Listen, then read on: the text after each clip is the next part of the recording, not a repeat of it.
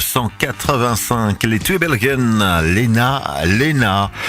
Aurore est là, étonnant pour un jour férié pour la communauté française. Elle n'a pas demandé son ticket de sortie, 100 jours de congé. Que se passe-t-il ? Mais écoute, c'est toujours un plaisir de venir te voir, évidemment. Bon, allez, on va garder cette bonne raison comme valide. Oui. Le pense-bête, en ce mardi matin, se prépare de bonne humeur. La voici, Aurore, on t'écoute. Alors Ben, peut-être as-tu vu passer ou entendu parler de cette image diffusée sur les réseaux sociaux par Donald Trump Jr.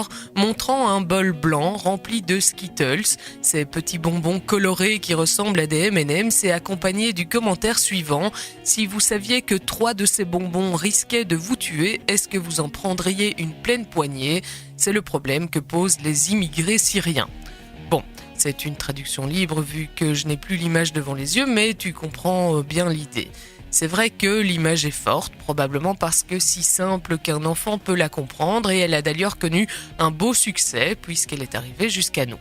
Mais évidemment, si la simplicité facilite la transmission d'une idée et son impact sur nos représentations, elle n'en rend pas pour autant honneur à la subtilité des questions abordées. En même temps, si un Trump était connu pour sa subtilité, j'imagine que ça constituerait une information suffisamment étonnante pour qu'on le sache. En l'occurrence, ici, pas de surprise, Junior est bien en train de comparer des êtres humains à des bonbons. On notera toute la finesse de la métaphore de ce bol d'une blancheur virginale, accueillant un amas presque débordant de pastilles aux couleurs les plus diverses, rappel subliminal que le blanc reste la référence, le neutre, vis-à-vis duquel tous les autres ne sont que des colorés. Mais cela n'est finalement qu'une trame de fond, accessoire, puisqu'on te dit en plus que 3 de ces douces friandises seraient empoisonnées. Alors là, on ne rigole plus. Ce n'est même plus une question de principe de précaution qu'on évoquerait au cas où, non, c'est carrément une affaire de sûreté nationale, de sécurité publique. Comment peut-on encore prendre le risque de laisser courir ces denrées avariées parmi nous ? Que fait l'OMS ?